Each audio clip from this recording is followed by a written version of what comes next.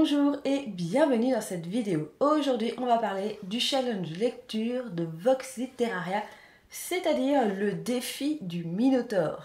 Ça se passe du 1er février au 1er août 2024. Je vais y participer comme l'année dernière avec grand plaisir. Et donc cette vidéo est la pâle de ce challenge. Dans ce challenge, nous avons 20 défis et il y a 3 paliers. Nous avons le palier Égée avec 10 défis validés, le deuxième palier Ariane avec 15 défis validés, le troisième palier s'appelle Thésée et c'est 20 défis réalisés. Comme l'année dernière et dans la plupart des défis, une seule et même œuvre peut valider 2 catégories, mais pas plus. Je vais donc vous présenter les catégories et les bouquins que j'y ai mis. Oui, les bouquins, parce qu'il y a des catégories où j'ai le choix. Cette année, voilà, je m'offre ce petit plaisir d'avoir le choix à un moment d'entre 2, 3, voire beaucoup plus de bouquins. Voilà, ce qui me permet de ne pas avoir ce côté d'être enfermé dans un challenge en fait pendant 6 mois, car ça dure 6 mois, et d'être vraiment coincé dedans. J'ai essayé de me mettre un maximum de choix. Alors la première catégorie s'appelle Un nom de Zeus. Il faut donc lire une œuvre avec un personnage inspiré de la mythologie. Alors moi ce challenge, je ne vous l'ai pas précisé juste avant, mais ce challenge c'était surtout pour réduire ma palle, donc j'avais pas l'intention d'acheter un livre, de me faire prêter un livre, voilà, de mettre un livre que je n'avais pas chez moi. J'ai essayé de rentrer le maximum de bouquins, je vais dire que vous connaissez déjà, que je vous ai déjà présenté dans des hauls, dans des pales, voilà. Donc là, en mythologie, j'ai beau avoir fait le tour, je n'ai rien du tout, à part, j'ai tous les bouquins à côté de moi, c'est un sacré bordel, à part L'île du diable de Nicolas Beuglet. C'est le 3e tome de la trilogie, je ne sais même pas si elle a un nom cette trilogie. J'avais lu, je sais plus trop, Le Cri. Le deuxième, je sais plus c'est quoi, mais voilà, c'est le 3e, j'ai toujours pas lu. Il faut vraiment que je finisse cette trilogie qui n'était pas oufissime, donc je pense pas que ça va être un super moment de lecture, mais en tout cas, je l'aurai terminé. Pourquoi je l'ai mis dans cette catégorie-là ? Tout simplement parce que j'ai été voir la définition du diable. Je suis désolée, je vais lire un petit peu mes notes. Voilà, donc le diable a été créé à l'avènement du christianisme et il a été inspiré par des personnages mythologiques, en particulier par Pan, le dieu de la nature de la mythologie grecque. On reconnaît bien les cornes de bouc, les sabots, les pattes velues, voilà tout l'attirail physique du diable. Et ça a été aussi inspiré par Seth, donc le maître de la sécheresse et du feu, divinité égyptienne, ainsi que par Anzu pour ses ailes. C'est une divinité sumérienne, donc c'est l'oiseau tonnerre, le maître des tempêtes. Et enfin, ça a été aussi inspiré par Poséidon, le dieu de la mer, mythologie grecque, à cause du trident que possède Poséidon. En fait, ça fait le symbole inversé de la Sainte Trinité. Donc voilà, vu que le diable est une inspiration de personnages de différentes mythologies, je me suis dit que ce livre pouvait rentrer dans cette catégorie. Oui, c'est un petit peu tiré par les cheveux, mais bon, comme il a dit, on fait ce qu'on veut avec ce challenge. Donc pour moi, ça rentre dedans. Oui, dès la première catégorie, je fais un peu ce que je veux. Dans la seconde catégorie, c'est trop une œuvre interdite dans au moins un pays. J'avais Rage de Stephen King, mais j'ai déjà lu. Je n'ai pas grand chose clairement, et donc je me suis commandé sur Vinted un bouquin. Alors c'était pas prévu, mais c'est simplement que j'arrivais pas à remplir cette catégorie-là, et j'ai donc commandé, voilà, je ne l'ai pas attendu pour filmer cette vidéo, j'ai donc commandé La Servante écarlate, car c'est un roman qui a été interdit au Texas, je crois qu'il est toujours interdit. Donc c'est de Margaret Atwood, je pense que vous connaissez, il y a une série je crois qui est passée sur Netflix. Alors moi j'ai pas vu la série, ce livre m'intrigue énormément, donc je me suis dit que c'était l'occasion de pouvoir le lire. Et donc c'est interdit au Texas en raison de son caractère blasphématoire, connotation sexuelle, caractère anti-religieux. Il y a 2 personnages LGBT+, et il y a une faille morale. Alors là, je ne sais pas c'est quoi exactement la faille morale vu que j'ai pas lu le bouquin. Donc je me suis dit que ça pouvait très bien rentrer dans cette catégorie. Et en même temps, ce livre me permettrait de pouvoir valider Girl Power. Ça, je vous en parle un petit peu plus loin, sinon on va partir dans tous les sens. Donc voilà, ce livre va pouvoir me valider 2 catégories et peut-être même une 3e, je suis pas sûre, faudrait que je vérifie, mais je pense qu'il y a moyen que ça me valide 3 catégories. Mais bon, c'est 2 maxi, donc on verra. Alors, la catégorie que quand j'ai vu sa vidéo, je me suis dit, oh purée, ça va être compliqué à trouver, c'est le défi en un sens. lire un livre avec une relation à sens unique. Tant que t'as pas lu le bouquin, c'est difficile à connaître en fait ce type de choses, à savoir voilà, sauf si tu sais de quoi parle exactement le roman. Voilà. Sincèrement, j'ai pas forcément trouvé tout de suite et j'ai eu une petite révélation en regardant toute ma pile, toute mon étagère avec tous mes bouquins que je dois lire. J'ai trouvé celui-ci. Alors, le Nécrophile de Gabriel Wyckoff, ça doit se prononcer comme ça, Wyckoff ou Wyckoff. Pourquoi j'ai choisi ce roman dans Relation à sens unique? Tout simplement parce que derrière, c'est écrit que ça nous parle, que ce roman nous parle d'un homme qui déterre les cadavres, les emmène dans son appartement, les aime, puis pleure de voir la décomposition des chairs les lui ôter. C'est tout à fait un sens unique. Il aime ses cadavres, mais ses cadavres, on n'en sait rien s'il aime, hein, parce que c'est des cadavres. Donc j'ai trouvé que ça rentrait parfaitement dans cette catégorie, dans ce défi. J'avais peut-être d'autres bouquins qui parlaient justement d'amitié, de choses comme ça, mais sans les avoir lus, là je pouvais clairement pas faire rentrer un bouquin dans la catégorie. J'avais beau avoir regardé tout ce que j'ai en stock, j'ai pas trouvé, et là je me suis dit ça peut marcher. Ensuite, le quatrième défi, c'est Des bobines en bobine, une œuvre adaptée au cinéma. Alors, quand je vous disais que j'avais le choix, alors là, j'avais le choix. Parce que j'ai en ma possession le choix de lire Dreamcatcher de Stephen King, adapté en film. J'ai le choix de lire Christine de Stephen King aussi, adapté aussi en film. Il y en a d'autres aussi qui rentrent dans d'autres catégories, je vous montrerai après, mais qui sont aussi des adaptations, qui ont été aussi adaptées en film. Un choix immense. Dreamcatcher, je vous l'ai pas dit, il peut aussi valider un autre défi. Après, j'ai Dolores Clairbonne qui rentre aussi. J'ai Rome Express. J'ai L'auberge de la Jamaïque de Daphné du Maurier, qui d'après la vidéo de... Ah, j'ai perdu ton nom. Bibliothèque... Oh, je suis désolée. J'ai oublié. Bibliothèque en rose, bibliothèque... Je sais plus. Je te mettrai là, je suis désolée, j'ai complètement oublié ton nom. Tu l'as lu, tu l'as adoré, tu m'as donné clairement envie de le lire. Donc je pense que je prendrai celui-ci. Et celui-ci valide aussi une autre catégorie. Je crois que c'est à peu près... Ouais, non, c'est pas la prochaine, c'est celle d'après. Et après, qui a été aussi adaptée en film, j'ai Les Rivières Propres. J'ai pas mal de choses pour cette catégorie et c'est ce que je vous disais. J'ai préféré chercher le maximum de bouquins qui pouvaient rentrer dans chaque défi, histoire de pas me lasser en fait d'être dans un challenge, histoire d'avoir encore plus de choix à chaque catégorie. Ensuite, le cinquième, c'est pour commencer la première œuvre d'un auteur célèbre. Ah ouais, alors là j'ai cherché parce que j'avais des bouquins, des romans de, comment dire, peut-être le troisième, le quatrième, à chaque fois j'avais pas le premier quoi. J'ai vraiment galéré à le trouver. Et finalement, j'ai opté pour Charlotte Brontë, Jane Eyre, le truc que tu sais jamais comment ça se prononce.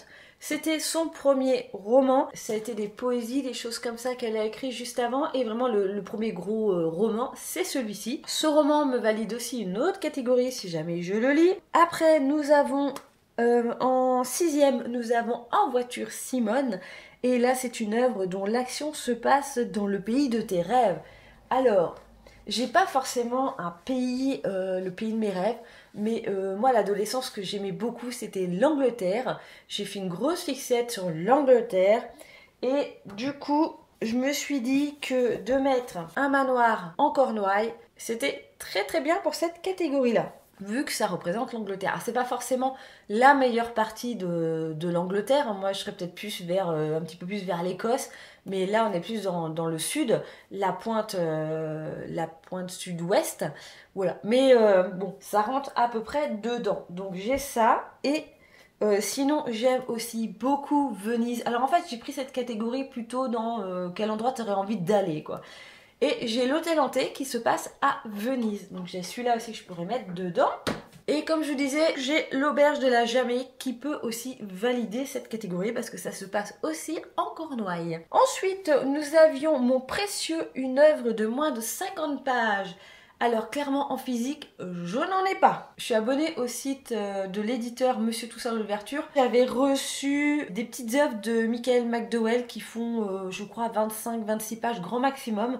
Donc j'ai le choix, j'en ai 4 et j'ai toujours pas lu. J'ai Dans la penderie, mais je pense que ça, je l'aurais lu avant le défi. Je pense que je vais en lire, je crois que j'en ai 4. Je vais au moins en lire 2 avant de commencer ce défi qui est du 1er février. Parce que là, je filme, on est le 17. Donc je pense le temps de finir le bouquin que je suis en train de lire, plus peut-être lire 2-3 petites nouvelles, ça devrait le faire. Donc j'ai le choix entre les probabilités et j'ai Miss Mac qui rentre aussi dans une autre catégorie de ce challenge. Ensuite, le 8e défi, 5 par jour. Une œuvre dont le titre ou la couverture contient un fruit. Ah là là là là là là là là. Alors ça a été méga compliqué parce que j'ai aucune couverture où il y a un fruit. J'ai cherché sur internet, sur Booknote, je crois qu'ils font des listes comme ça, typiquement comme ça. Et j'ai trouvé quelques bouquins qu'il va falloir que j'achète. Sinon, on peut déroger légèrement parce que là, typiquement, tu me parles 5 par jour. Fruits, pourquoi t'as pas mis les légumes? Pourquoi? Parce que j'avais le cercle littéraire des amateurs d'éplucheurs de patates qui aurait pu rentrer dedans. Je vais clairement le faire rentrer dedans si j'ai pas l'occasion d'acheter un bouquin. Parce que comme je disais au début, ce challenge était quand même fait pour moi, pour vider ma palle. Donc je prends cette petite dérogation de dire qu'une patate c'est un fruit. Voilà. Sinon j'ai trouvé, pour faire entrer cette catégorie, mais comme je dis, il faudra que j'achète le bouquin. J'ai trouvé Peau de pêche de Jody Lynn Anderson. C'est l'histoire de 3 filles d'amitié, d'amour et d'intrigue au cœur des vignes. Ça peut être sympa, c'est pas forcément ce que j'ai l'habitude de lire, mais ça peut me changer. J'ai trouvé aussi Bleu comme une orange de Norman Spinza. Donc c'est de la science-fiction. En gros c'est Paris après, je ne sais pas, une espèce d'apocalypse, c'est recouvert de végétation et c'est une espèce de nouvelle société qui se met en place, une petite chose comme ça, voilà. Alors je sais pas si c'est une dystopie, bon ça a l'air, hein, un peu. Voilà, donc il y a celui-là qui me tente parce que c'est la science-fiction et que j'aime bien la science-fiction, donc c'est peut-être celui-là qui va peut-être plus se démarquer des autres. Et sinon j'ai un gros classique que je n'ai jamais lu, c'est Les raisins de la colère de Steinbeck. Là aussi je verrai bien, j'ai le choix, je verrai au courant de ce début d'année lequel je vais choisir, hein. Si vraiment j'ai la flemme, je prendrai les patates. Le 9e défi, il s'appelle Au pied du mur et c'est donc une œuvre de plus de 600 pages, une brique. Alors, il y avait, pour cette catégorie, je pouvais valider avec celui-ci, hein, qui fait clairement son poids. Mais voilà, j'avais envie quand même de vous présenter un bouquin par catégorie. Et j'ai donc choisi la suite du Jardin de sable, c'est-à-dire Tattoo, de Earl Thompson, qui fait 1011 pages. Je pense que là on a largement dépassé le truc, et celui-ci pourrait me permettre de valider un autre défi aussi. Donc voilà, il faut vraiment que j'arrive à lire cette pavasse cette année. La 10e catégorie, c'est Bestia de Gavaudan, une œuvre avec un monstre ou une créature légendaire. J'ai beau avoir fait le tour de tous les bouquins que j'ai à lire, je n'ai pas de monstre ou de créature légendaire, mis à part Dracula. Donc je pense que ça peut rentrer dans cette catégorie. Donc de Bram Stoker. Oui, parce que je l'ai toujours pas lu. J'ai vu beaucoup de films, énormément de films avec Dracula, sur les légendes de Dracula, voilà, les origines, tout ça. Mais l'œuvre de Bram Stoker, je ne l'ai toujours pas lu. Donc je me suis dit que c'était l'occasion. Et en plus, ce bouquin peut rentrer dans 2 autres catégories. Il pourrait valider 3 catégories. Mais bon, on verra. Logiquement, comme je vous ai dit, il peut en valider que 2. Mais il rentre dans 3. Le défi numéro 11, c'est Globetrotter, une œuvre d'un auteur d'un autre continent. Alors, j'ai remarqué que j'avais énormément de choses d'Écosse, d'Angleterre, de France, et très peu d'autres continents. Alors, on va pas faire très original, car on va partir simplement aux États-Unis avec Cormac McCarthy pour La Route. Voilà. Ensuite, le 12e défi, c'est Sous la poussière, lire une œuvre écrite il y a plus d'1 siècle.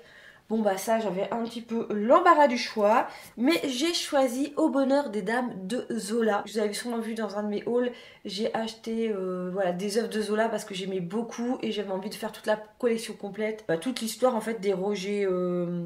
Ah bah je sais plus comment c'est. C'est toute une série et je crois que celui-là c'est le début de toute la série. Bon on verra bien, je sais plus dans quel sens faut les lire. Donc clairement j'ai d'autres bouquins qui ont plus d'1 siècle, hein. J'aurais pu mettre aussi Dracula dedans, ça rentre parfaitement. Ouais, je pense que là il n'y a pas que Dracula, il y avait d'autres bouquins. Mais voilà, j'ai choisi celui-ci. Ensuite, le 13e défi, c'est Quel beaucoup lire une œuvre avec des vampires. Dracula, voilà. Non, on va pas, j'ai pas mis Dracula dans cette catégorie. J'ai mis Âme perdue de Poppy the Bride. Voilà, comme ça je pourrais enfin le lire. Ouais, clairement, Dracula, il pourrait aussi valider, hein, ça y a pas de souci. Dracula, ouais, c'est ça, c'était la troisième catégorie qui pouvait valider. Sous la poussière et Quel beaucoup. Mais sinon, j'ai mis celui-ci dans Quel beaucoup. Alors, la 14e catégorie, c'est Narcisse est dans la place, lire une œuvre autobiographique. Waouh, waouh, waouh. Alors ça aussi, ça a été un truc que j'ai vu ta vidéo, j'ai fait... Ok, alors ça j'ai pas, et en plus j'aime pas les autobiographies, donc ça va être hyper méga compliqué à trouver. Et puis finalement, c'est une catégorie où oui, je te ressors celui-ci, je te ressors Tatou parce que c'est autobiographique, un petit peu romancé, mais c'est autobiographique vu qu'il raconte sa vie. Là, il va raconter quand il va être en fait soldat. Je crois que c'est sur un avion, sur un porte-avions, quelque chose comme ça, si je dis pas de bêtises. Je sais qu'il part dans l'aviation. Donc j'ai celui-ci et puis on verra bien. Voilà, c'est ça. C'est celui-ci, Tatou validé au pied du mur et Narcisse. Hein, tant qu'à faire, vous l'avez kiffé, il faut mieux qu'il valide 2 catégories. Donc voilà, ça j'ai trouvé. Ensuite, la catégorie d'après, on est à la 15e. C'est Girl Power, lire une œuvre avec au moins 2 personnages principaux féminins. Ah ça c'est pareil, quand t'as pas lu le bouquin, tu peux pas forcément toujours savoir si c'est vraiment 2 personnages féminins, les personnages principaux. Voilà, mais j'ai cherché et j'ai trouvé un Stephen King, c'est-à-dire Sleeping Beauty. Automatiquement ça parle de femmes, donc je pense que les personnages principaux doivent être des femmes. J'espère, j'ai zioté un petit peu et il y a des dialogues, les dialogues ont l'air de se passer entre plusieurs femmes, donc je verrai bien, mais je pense que ce bouquin rentre dans cette catégorie. Ensuite, le 16e défi, l'as-tu lu, lire une œuvre conseillée par quelqu'un d'autre. Alors, eh bien, j'ai mis Un gars et son chien à la fin du monde de C.A. Fletcher, car il a été conseillé par Littératé. J'aime beaucoup ce jeune homme qui fait des vidéos de littérature, des livres qu'il a lus, ce qu'il en a pensé. C'est souvent de la... Alors c'est pas souvent des bouquins que moi j'irai lire, c'est ça qui est plutôt intéressant. C'est pas des bouquins d'horreur, il est plus dans la science-fiction, des choses comme ça. Il a parlé de ce livre, je l'ai d'ailleurs acheté par sa faute, et il m'a donné envie de le lire, et je me suis dit que ça pourrait très très bien coller à cette catégorie. Le 17e défi, c'est Qu'un fluche royal, lire une œuvre avec un personnage appartenant à une royauté. Là, je sèche totalement. J'ai aucun bouquin qui parle de royauté. Alors, peut-être que ceux que j'ai sélectionnés, à part Dracula, parce que c'est un conte, mais je trouve pas, j'ai pas envie de le mettre dans cette catégorie-là, parce que je trouve que c'est, ça colle pas forcément. Voilà, là dans tout ce que j'ai, je sais pas si ça parle de roi. Je pense pas. Pour l'instant, cette catégorie, je la laisse vide. Ce défi commence le 1er février, finit le 1er août. D'ici là, j'aurais peut-être trouvé un bouquin de royauté. Alors, à la base, vu que j'avais pas l'autobiographie, je m'étais dit, peut-être un bouquin un petit peu autobiographique sur une reine, un roi, un truc comme ça. Et puis... j'ai pas envie de lire le bouquin d'Harry, j'ai pas envie de lire un bouquin sur Diana, j'ai pas envie de lire... Ouais, je sais pas, donc c'est pas... La royauté, c'est pas forcément... Alors j'adore visiter les châteaux, j'adore regarder des reportages sur la royauté, j'adore regarder Sous les jupes de l'histoire, là, je sais plus... Maintenant, je crois que ça passe sur Teva, un truc comme ça, ou sur W9, je ne sais même pas quel horaire, mais j'adorais regarder... Avec Christine Bravo, j'adore regarder cette petite part d'histoire, des choses extrêmement intéressantes, mais racontées de façon extrêmement moderne et sympathique à regarder. Ça, j'adore. Mais par contre, lire un bouquin sur la royauté, voilà. Après, il y a des sagas qui parlent de rois et tout. Là, je sais plus comment ça s'appelle, la série de Vampiria, je crois, où il y a des rois et tout. Mais je sais pas, j'ai pas envie de rentrer dans ce type de bouquin. Donc pour l'instant, cette catégorie, je la laisse nue, avec un gros point d'interrogation. Je verrai au courant de l'année qu'est-ce que je vais y mettre dedans. Parce que dans ce challenge, il n'y a aucun endroit que c'est marqué qu'il fallait définir l'ensemble des bouquins qu'on avait à lire à l'avance. Donc cette catégorie, je me laisse un petit peu le libre choix au fil de l'année de savoir si je la valide ou pas et si je trouve un bouquin qui rentre dedans. Ensuite, la 18e catégorie, c'est Label Rouge, lire une œuvre ayant obtenu un prix ou une récompense littéraire. Je pense que dans ceux que vous avez déjà vus là précédemment, il doit en avoir qui doivent rentrer dedans. Hein, peut-être que Dracula doit rentrer dedans. Mais j'ai choisi un autre bouquin, je vous ai dit, pour faire un bouquin par catégorie. J'ai choisi celui-ci, c'est-à-dire Le Chien de minuit de Serge Brossolo. Ça me permettrait de relire un Brossolo parce que j'avais beaucoup aimé. Et ce bouquin a reçu le prix du roman d'aventure de 1994. Ensuite, la catégorie 19, La disparition, lire une œuvre dont le titre ne contient pas la lettre E. Alors, malheureusement, j'ai déjà lu La disparition de Pénac. Pénac, ah j'ai pas là, je n'ai plus là, mais oui ça m'a fait sourire parce que je connais parfaitement cet auteur. Il a écrit entièrement un roman sans la lettre E, ça marche très très bien. Alors dans cette catégorie j'avais le petit bouquin de moins de 50 pages, Mixmac qui est rentré dedans, et sinon j'ai trouvé un Stephen King, Sac d'os, et aussi un autre Stephen King, L'Institut. Mais vu que je veux lire mes Stephen King dans leur chronologique de leur sortie, pas sûr que je choisisse du coup ces deux-là pour valider la catégorie. Et pour terminer, le 20e défi, c'est My Generation, lire une œuvre parue l'année de ta naissance. Alors, en 2020, j'ai déjà fait un challenge où il y avait cette catégorie. J'avais un peu galéré. Là, je viens de lire Kuro, quoi. Tu pouvais pas sortir ton défi un peu plus tôt, quoi. Parce que, voilà, il est sorti en 1981, mon année de naissance. Et j'ai trouvé Chantier qui a été écrit en 1981. Encore un Stephen King. Et de toute façon, c'est le prochain Stephen King que je dois lire. Donc ça tombe très très bien, j'ai quand même réussi à trouver un bouquin qui est rentré dans cette catégorie. Voilà, j'ai pas compté l'ensemble des œuvres que je vous ai présentées parce que ça fait vraiment une sacrée pile vu que j'ai des catégories où il y a différents bouquins qui peuvent rentrer dedans.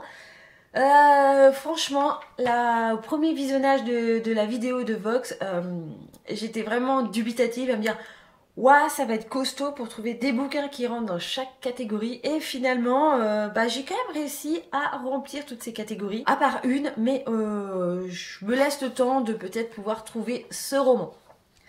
En défi bonus, Vox, tu avais donc sorti ce petit labyrinthe, que moi je suis une grosse fan de ce type de jeu. Donc oui, j'ai fait le labyrinthe, j'ai trouvé les chiffres, j'ai fait la petite addition. J'ai refait plusieurs fois l'addition et mon parcours pour bien vérifier que je m'étais pas plantée dans les chiffres. J'ai bien fait le déchiffrage du code, j'ai vérifié 15 fois. J'ai bien rentré l'adresse comme il faut. J'ai vérifié aussi 15 fois. Alors je sais pas si depuis tu as mis la vidéo en ligne, j'en sais rien. Mais moi j'ai rien trouvé quoi. Et je suis un petit peu triste, donc je sais pas. Je pense que je vais me réimprimer la feuille, je vais refaire ce petit labyrinthe tout comme il faut. J'ai dû me planter quelque part, de voir un petit passage où j'ai dû loucher et je suis partie pas au bon endroit. Je ne sais pas, mais j'ai pas trouvé quoi, je suis dégoûtée. D'habitude c'est le genre de truc que je trouve tout de suite. Et non, j'ai pas trouvé. Donc pour l'instant, je ne sais pas qu'est-ce qu'il y a à découvrir dans cette vidéo cachée. Dites-moi en commentaire si vous aussi vous participez à ce challenge lecture, si vous avez des livres en commun avec moi, si vous avez trouvé d'autres choses et si vous avez des pistes à me donner pour la catégorie Ken Flunch Royal. Ce serait vraiment super sympa à vous de me mettre ça en barre d'infos, de me donner quelques pistes, voilà, histoire de m'inspirer un petit peu plus pour cette catégorie. Et bien sinon je vous remercie d'avoir regardé cette vidéo jusqu'à la fin, je vous fais plein de gros bisous et je vous dis à une prochaine vidéo. Bye bye.